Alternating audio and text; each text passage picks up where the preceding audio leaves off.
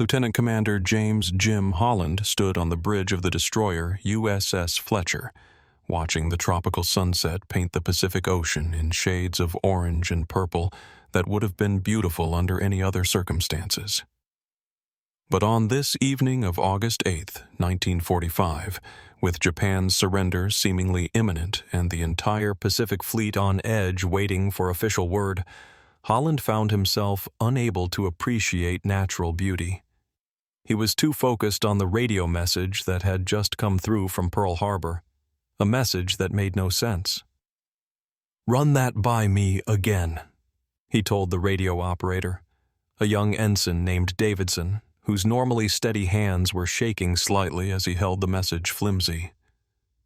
"Sir, Pearl Harbor reports that Convoy TP-19 has failed to make its scheduled position report. Last confirmed contact was at 0600 hours this morning, approximately 240 nautical miles southwest of our current position. The convoy consisted of 6 Liberty ships, 2 destroyer escorts, and 1 fleet oiler. Total complement approximately 850 men. They were carrying supplies and personnel for Guam and were due to report position every 6 hours per standard convoy protocols." Holland felt his jaw tighten. A missed position report wasn't necessarily cause for alarm. Radio equipment failed, operators made mistakes, atmospheric conditions sometimes made communication impossible.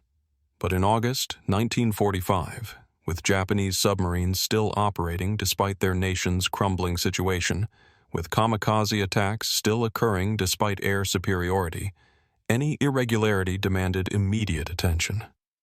"Have we tried to raise them on emergency frequencies?" "Yes, sir."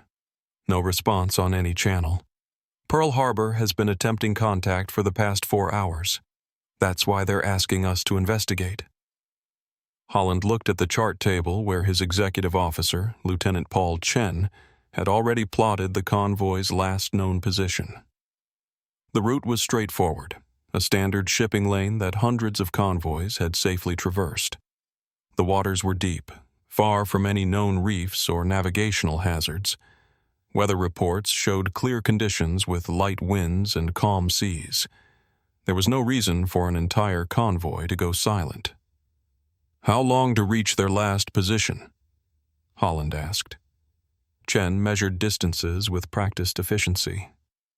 "At flank speed, approximately 8 hours, sir. We'll arrive around 0200. Signal Pearl Harbor that we're proceeding to investigate, then alert the crew. I want everyone sharp and ready for anything. If there are Japanese submarines in that area, they'll have heard our engines long before we see them." The Fletcher surged forward, her engines pushing her through the dark Pacific waters at nearly 35 knots. Holland stood watch on the bridge through the night, coffee growing cold in his hand, eyes scanning the horizon for any sign of the missing convoy. Around him, his crew maintained the silent efficiency of men who had been at war too long, who had seen too many friends die, who wanted desperately to survive these final days before peace arrived. As the sun rose on August 9th, painting the ocean in shades of pink and gold, the lookout's voice crackled over the intercom. "Contact!" Multiple vessels ahead, bearing 270, distance approximately 8,000 yards. Holland raised his binoculars, his heart simultaneously lifting with relief and sinking with dread. Relief because they had found the convoy. The distinctive silhouettes of Liberty ships were unmistakable. Dread because something was very wrong with the picture developing in his lenses. The ships were there, all 9 of them, spaced properly according to standard convoy formation. But they weren't moving. They sat, motionless on water that was flat calm, as if someone had painted them onto the ocean's surface. No smoke came from their stacks. No signal flags flew from their halyards. No one was visible on any deck. "Sound general quarters," Holland ordered quietly. "Approach slowly. Gun crews to stations, but do not open fire unless I give explicit orders." The Fletcher crept forward, her crew at battle stations, her guns trained on the silent convoy. As they drew closer, More details became visible that only increased Holland's unease. The ships showed no signs of damage, no shell holes, no torpedo damage, no evidence of fire or collision. They looked perfectly intact, as if their crews had simply stepped away for a moment and would return at any time. "Sir," Chen said quietly, "this is wrong. This is very wrong." "Agreed. But we need to know what happened. Prepare a boarding party, 20 men, full combat gear, medical personnel. We'll board the nearest destroyer escort first." The destroyer escort was the USS Samuel B. Roberts, one of the convoy's 2 escorts, positioned on the convoy's port flank. As the Fletcher maneuvered alongside, Holland could see the Roberts deck clearly through his binoculars. Everything appeared normal.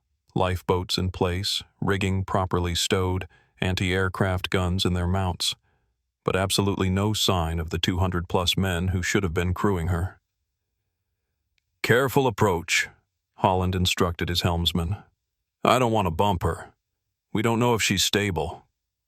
As the Fletcher came alongside the Roberts, sailors threw lines across, securing the 2 vessels together with the practiced skill of men who had done this hundreds of times. Holland led the boarding party himself, his .45 automatic holstered at his side, climbing across to the silent destroyer escort with his heart hammering in his chest. His boots hit the Roberts deck with a hollow thud that seemed too loud in the eerie stillness. "Spread out," he ordered quietly. "Search every compartment. I want to know where this crew went." What they found over the next hour defied all logic and experience. The ship was not just abandoned. It was abandoned in the middle of routine operations. In the galley, breakfast had been prepared but not served. Trays of scrambled eggs, now dried and spoiled in the tropical heat, sat on serving counters. Coffee in mugs had evaporated, leaving brown rings. In the engine room, the machinery was properly secured as if the engineering crew had followed shutdown procedures, but personal tools and equipment lay scattered as if the workers had dropped everything mid-task. In the captain's cabin, Holland found the ship's log open on the desk, its last entry timed at 0545 hours, just 15 minutes before the convoy's final position report. Weather clear, seas calm, convoy proceeding on course 245 at 8 knots, all systems functioning normally. Crew morale excellent, everyone eager for news of war's end.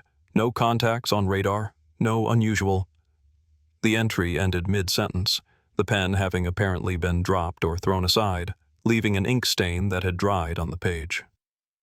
Holland stared at those words, "no unusual," wondering what the captain had been about to write, what he had seen or experienced that had caused him to break off his log entry so abruptly. "Sir," one of his sailors called from the bridge, "you need to see this." Holland climbed to the Roberts bridge, finding his sailor pointing at the ship's wheel. Someone had lashed it in place with rope, not standard procedure for a ship in convoy. The rope was tied in what appeared to be a hasty, almost frantic manner, as if whoever had done it had been in a terrible hurry. "Why would they lash the wheel?" the sailor asked. "I don't know," Holland admitted. "In an emergency, you might do it temporarily if everyone had to abandon the bridge, but then you'd come back and resume normal operations. This looks like they lashed it and never came back," the sailor finished. Chen's voice crackled over the walkie-talkie. "Skipper, you better come to the fantail." Holland made his way aft, finding Chen and several sailors staring at something on the deck. As he approached, he saw what had caught their attention: footprints in a patch of dried salt and grime that covered the deck. Dozens of footprints, clustered near the stern railing, all facing the water. "Sir," Chen said quietly, "these prints, they go right up to the railing and stop, like people walked to the edge and then stepped off." Holland knelt to examine the prints more carefully. Chen was right. The pattern suggested numerous people, Men, based on the boot sizes, had walked deliberately to the railing and continued forward over the edge. But that made no sense. Why would an entire ship's crew commit mass suicide by jumping into the Pacific? And if they had jumped, where were the bodies? "Search the water around the ship," Holland ordered. "Use binoculars, check for any debris or bodies, and get some men over to those Liberty ships. We need to know if they're all like this." Over the next 4 hours, as the tropical sun climbed toward noon and the temperature soared, Holland's crew made a discovery that would haunt them for the rest of their lives. All 9 ships of Convoy TP-19 were in identical condition. Intact, undamaged, properly secured, but completely abandoned. Total complement of 850 men, all gone, leaving behind only the mysteries written in their final actions. On one Liberty ship, the SS James McKay, they found all the lifeboats still in place, ruling out evacuation. In the radio room, the operator's chair was overturned, and the radio itself had been deliberately smashed, as if someone had taken a fire axe to it in a frenzy of destruction. The destruction was limited to the radio. Nothing else in the room had been damaged. On another vessel, the SS Pacific Star, the cargo holds revealed their contents: ammunition, fuel drums, medical supplies, and, most poignantly, mail from home. Thousands of letters addressed to servicemen on Guam, letters from wives and mothers and children, letters that would now never be delivered because their intended recipients would likely never know what had happened to the convoy carrying their mail. But it was on the fleet oiler, USS Guadalupe, that they found the most disturbing evidence. In what appeared to be the ship's dispensary, someone had written a message on the white-painted bulkhead using what looked like iodine or another medical solution. "Not alone in the water. They came from below. God forgive us for what we saw." Below this message was a crude drawing, a circular shape with radiating lines, like a sun or perhaps something else. And below that, a date and time. August 8th, 05:55. Just 5 minutes before the convoy's last position report. Holland photographed the message, his hands steadier than he felt.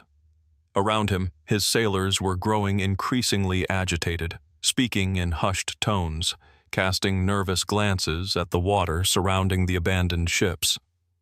"Sir," Chen said quietly, "we need to make a decision. Do we try to salvage these ships, or do we—" "Skipper!" The call came from the Fletcher, where a skeleton crew had remained on watch. "Sonar contact. Multiple contacts moving beneath the convoy, depth approximately 400 feet. Holland's blood ran cold. 400 feet. Too deep for submarines, especially Japanese submarines which rarely operated below 300 feet. And the sonar operator had said multiple contacts, moving in formation. "Back to the Fletcher. Everyone move," Holland ordered. "Now!" His crew needed no encouragement, scrambling back across to their own ship with a speed born of pure fear.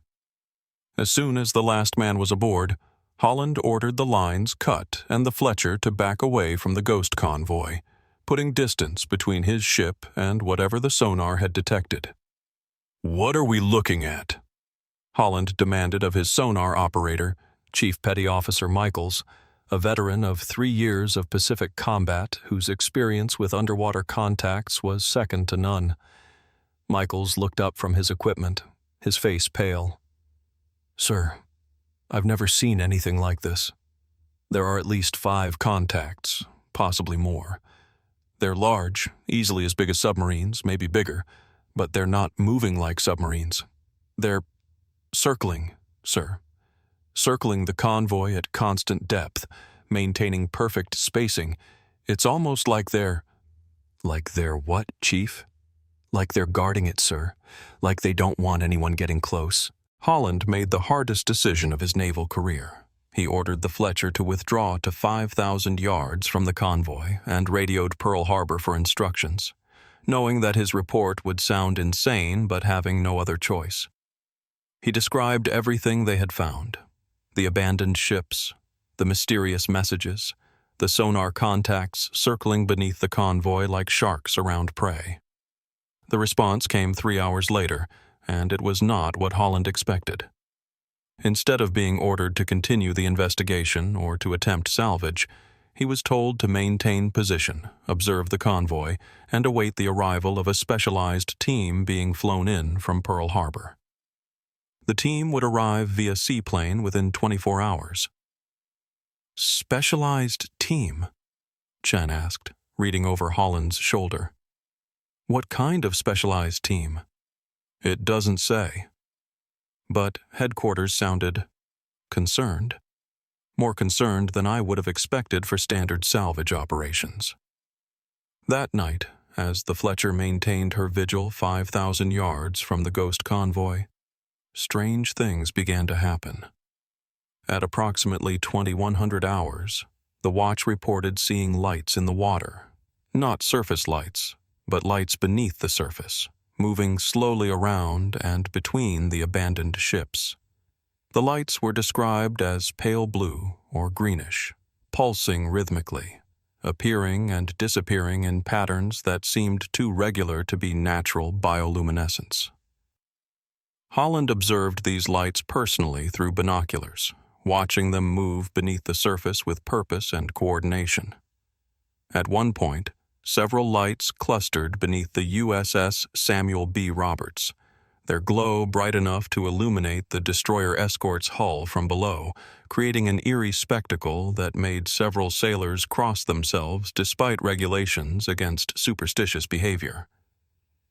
"Sir," the communications officer called out, "I'm picking up unusual radio signals." Not voice, some kind of signal transmission, very high frequency, almost ultrasonic. It's coming from the direction of the convoy. "The ship's radios are off," Holland said. "We verified that during our search." "I know, sir, but I'm definitely receiving transmissions. They're not using standard frequencies, and the pattern doesn't match any code or protocol I've ever encountered. It's almost like listening to a conversation in a language I don't understand." The lights continued their underwater dance until approximately 0300 hours, then faded and disappeared. The unusual radio signals ceased at the same time.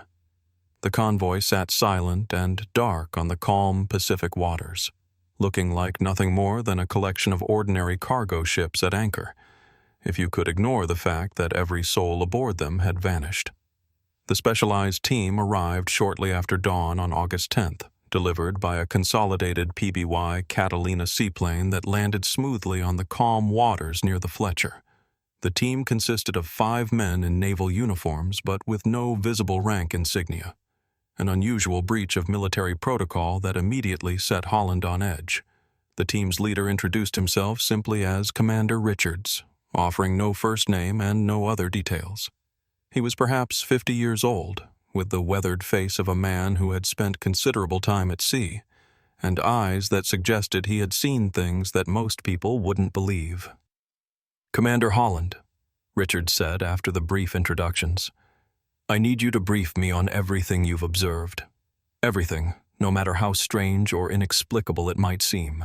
Leave nothing out."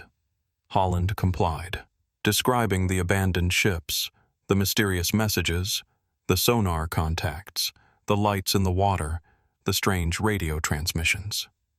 Richards listened without interruption, occasionally making notes in a leather-bound journal that looked more like something from the previous century than standard military issue. When Holland finished, Richards was quiet for a long moment before speaking. "Commander, what I'm about to tell you is classified at the highest level. You and your crew are now bound by security oaths that carry severe penalties for violation. Do you understand?" "Yes, sir." "Good. Because what happened to convoy TP-19 is not unique. Over the past 6 months, we've had 3 similar incidents in the Pacific. Convoys or individual ships found abandoned, crews missing, no signs of combat or natural disaster. Each incident has involved unusual underwater contacts and lights similar to what you've observed. Naval intelligence has been investigating, but we have more questions than answers. What kind of answers are you looking for? Richards gestured toward the abandoned convoy. We need to understand what took those men, where they went, and whether it's going to happen again. More immediately, we need to determine if those ships are safe to salvage or if attempting to do so would put more crews at risk. You think something took them deliberately? I think something interacted with them in a way that resulted in their disappearance. Whether that interaction was hostile, defensive, or something else entirely, we don't know. What we do know is that it's happened multiple times, in different locations, following a similar pattern each time. Over the next 2 days, Richards's team conducted a thorough investigation of the convoy using equipment Holland had never seen before. Devices that measured electromagnetic fields, instruments that recorded underwater sounds in frequencies beyond normal human hearing, cameras with special filters that captured wavelengths invisible to the naked eye. They found evidence that supported Richards' theory of deliberate interaction. Subtle burn marks on some ships' hulls below the waterline, arranged in patterns that suggested contact with something extremely hot but precisely controlled. Unusual magnetic anomalies concentrated around the ship's keels. And most disturbing, traces of an unknown biological substance found on several ships' anchor chains. Something organic but unlike any known marine organism, something that existed at the cellular level but showed characteristics that marine biologists on the team could not classify. On the second night of the investigation, the lights returned, but this time they were brighter, more active, moving in increasingly complex patterns beneath and around the abandoned ships. Richards ordered cameras positioned to capture the display, and what they recorded would become some of the most controversial footage in naval history, though it would remain classified for decades. The lights moved in formations, separating and rejoining, pulsing in sequences that appeared to carry meaning. At one point, several lights rose close enough to the surface that their source became partially visible. Objects that looked organic and technological simultaneously, covered in what appeared to be bioluminescent patches, shaped in ways that didn't conform to any biological forms known to science. Are those vessels? Holland asked Richards as they watched from the Fletcher's bridge.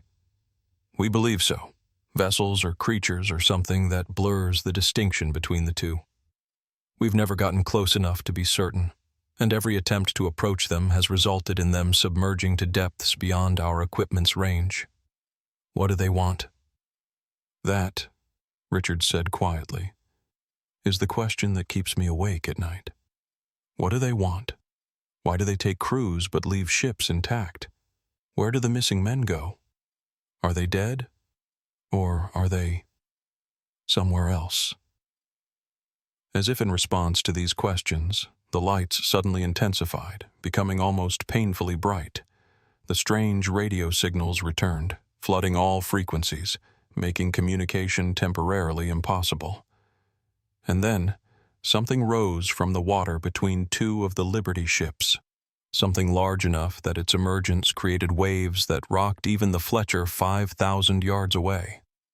It remained visible for perhaps 30 seconds, long enough for everyone watching to see its impossible geometry, its surface that seemed to shift between organic and metallic, its size that dwarfed even the Liberty ships nearby.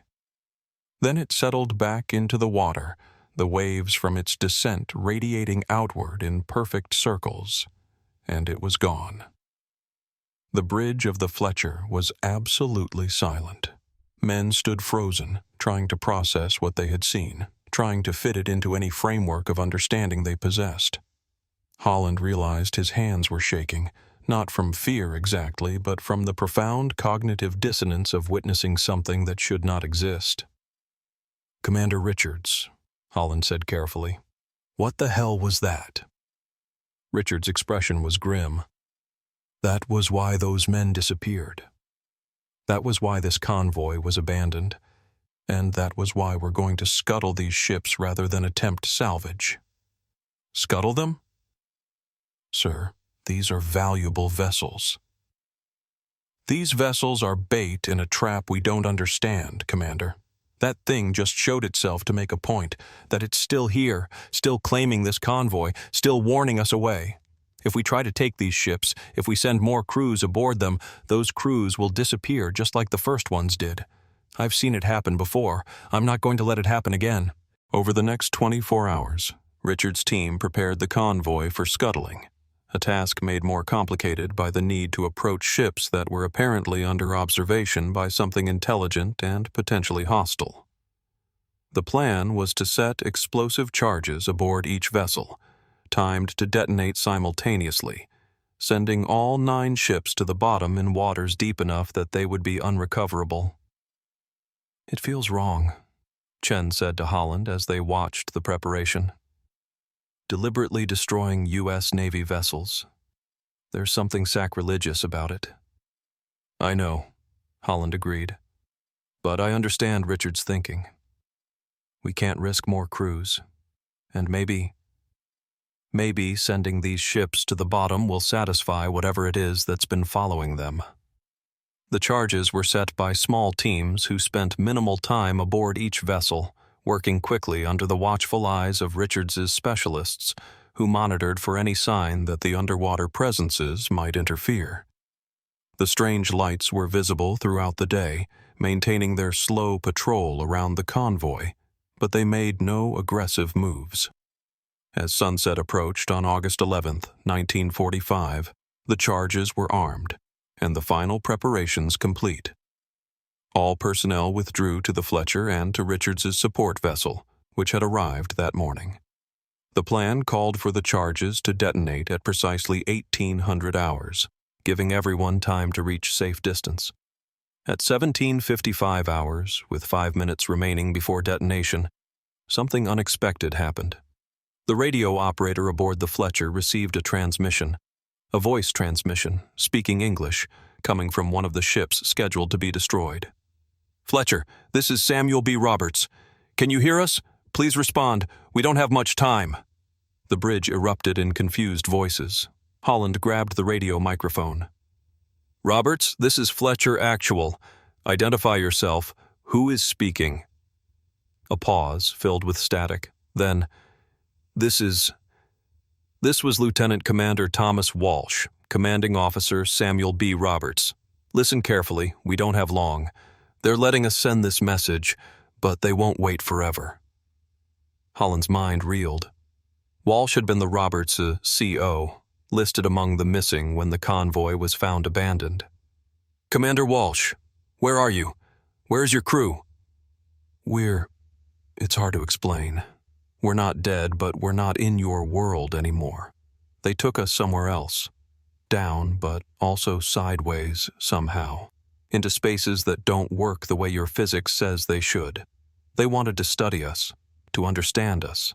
They've been watching your species for a long time, but you're developing too fast, becoming too dangerous. The atomic bombs. They felt those explosions, even down where they live. It frightened them. Who are they? Holland demanded. What are we dealing with? They don't have a name we can pronounce. They're old, so much older than humanity.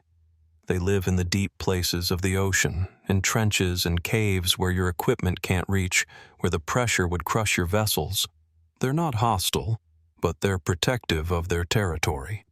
When our convoy passed over one of their cities, I guess you'd call them, they took us to prevent us from reporting what our sonar had detected. Richards had appeared at Holland's shoulder, listening intently. He grabbed the microphone. Commander Walsh, this is Commander Richards, Naval Intelligence. Can your crew return? Can they release you? Another pause. No. We're changed now. We couldn't survive in your environment anymore. The pressure here would kill us instantly if we weren't protected by their technology, I guess. But they wanted us to send this message. They want you to stop sending ships through these waters.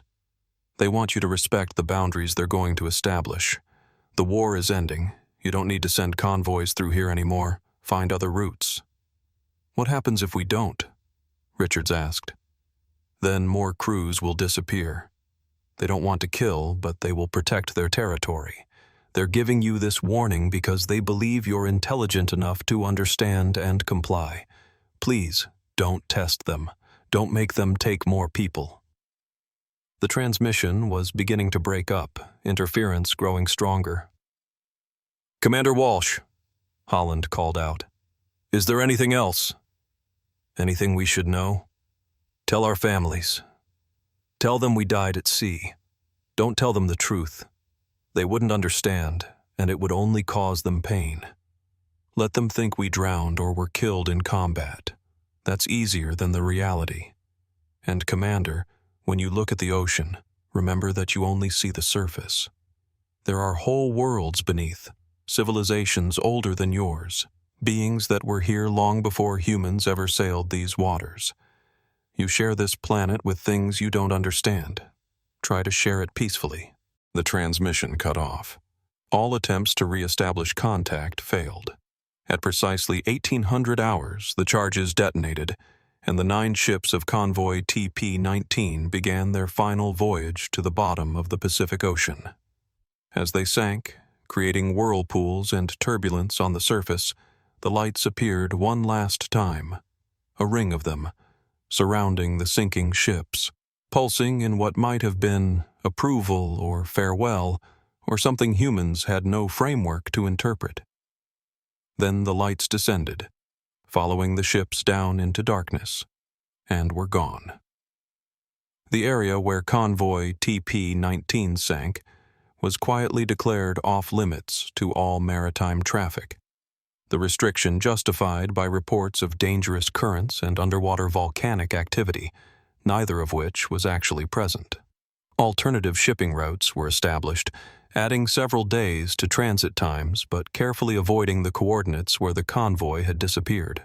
The official U.S. Navy records for August 1945 contain the following entry: Convoy TP-19, consisting of 6 Liberty ships, 2 destroyer escorts, and 1 fleet oiler, was lost to severe weather and possible enemy action in the Western Pacific, August 8th to 11th, 1945. All hands presumed lost at sea. Next of kin notified. Convoy route discontinued due to changing strategic situation following Japanese surrender. The families of the 850 men who vanished received standard notification of death in service, along with medals and the gratitude of a nation. They were not told that their loved ones had been taken by something that lived in the ocean's depths, that they might still be alive in some form or location beyond human understanding, that they had become permanent guests or prisoners of a civilization humans didn't know existed. James Holland was promoted to commander and transferred to desk duty in Washington, where he spent the remainder of his career. He never commanded another ship.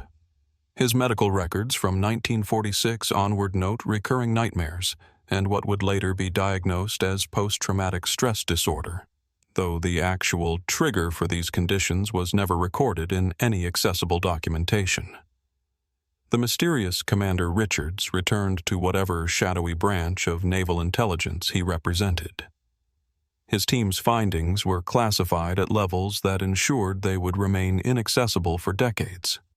The footage they captured, the recordings they made, the samples they collected, all vanished into secure facilities where only those with the highest clearances could access them. In 1952, the U.S. Navy established a small classified unit tasked with monitoring unusual maritime incidents and maintaining the exclusion zone around the location where Convoy TP-19 had disappeared.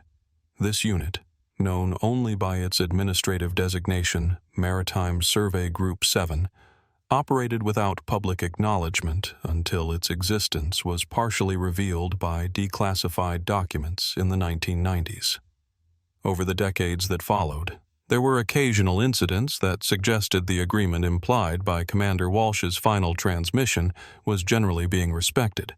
Ships that accidentally strayed into the exclusion zone reported equipment malfunctions and unusual sonar contacts, but no further disappearances occurred as long as vessels withdrew promptly when warned. It was as if both sides, human and non-human, had reached an understanding. Respect boundaries, avoid provocation, and share the ocean's vast spaces without conflict.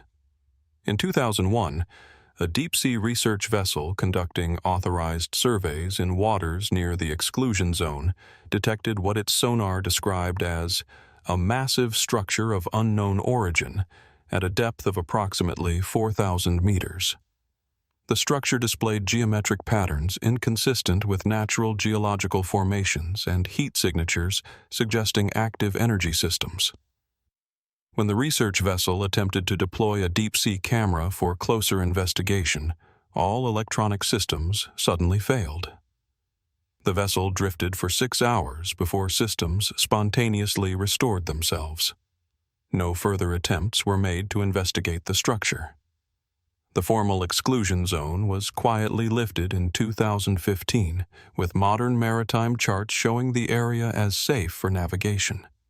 Yet experienced Pacific sailors still avoid those coordinates, passing down knowledge through informal channels that some waters are best left unexplored, that the ocean keeps secrets best left undisturbed. No physical evidence of Convoy TP-19 has ever been recovered. The depth where the ships were scuttled, approximately 5,000 meters, places them beyond the reach of most salvage operations, even with modern technology.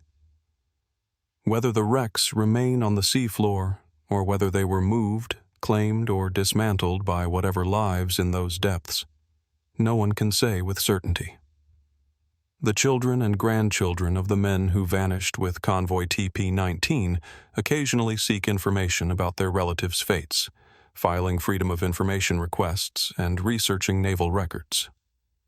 They find the official story, severe weather, possible enemy action, lost at sea, and most accept it. A few, more persistent or skeptical, find hints of something stranger, fragments of a story that doesn't quite add up, references in partially declassified documents to unusual circumstances and specialized investigation. But the full truth remains classified, buried in archives that are unlikely to be opened in our lifetime. The naval personnel who witnessed what happened, those still living, remain bound by oaths of secrecy that carry criminal penalties for violation. The Ghost Fleet of 1945 remains exactly that, a ghost story, whispered about in certain circles, dismissed by most as legend or embellishment, known in its full truth only to a handful of aging veterans and the organizations that monitor activities in the deep ocean. And far below the Pacific's surface, in trenches where sunlight has never penetrated, where the pressure would instantly crush human bodies, where thermal vents provide heat and minerals that sustain ecosystems completely independent of the surface world, something ancient continues its existence. Whether it remembers the convoy it claimed in August 1945, whether it still guards boundaries humans are only dimly aware of, whether it watches as humanity's technology slowly advances toward capabilities that might one day allow exploration of the deep ocean's last refuges, these questions have no answers that can be verified. The ocean covers 71% of Earth's surface. Humans have explored approximately 5% of it. In the remaining 95%, in the darkness and pressure of the deep sea, in trenches deeper than Mount Everest is tall, in cave systems that honeycomb the seafloor for hundreds of miles. There may exist civilizations, structures, and beings that predate human history by millions of years. They share this planet with us, occupying realms we cannot access, living according to principles we don't understand. The American convoy that disappeared in the Pacific in August 1945 may have stumbled into one of those realms, may have transgressed boundaries that had stood unmarked but inviolate for eons. The 850 men who vanished may have become the price of a lesson humanity needed to learn. That we are not alone on this planet, that the ocean's depths hold mysteries we are not ready to confront, and that some waters are best left unsailed, some depths best left unexplored. The Ghost Fleet remains lost, not to the surface world's catastrophes, but to the ocean's ancient secrets. And perhaps that is how it should remain, a reminder written in the disappearance of 850 souls that the earth holds wonders and terrors beyond human comprehension, and that wisdom sometimes lies in accepting boundaries we don't fully understand, respecting mysteries we cannot solve, and sharing our world with neighbors we have yet to meet. The Pacific keeps its secrets, as it always has, as perhaps it always will. And somewhere in its depths, the truth about Convoy TP-19 remains, waiting in darkness so profound that light itself cannot penetrate it, guarded by things that were ancient when humanity was young, known only to the ocean and to whatever dwells within its deepest places.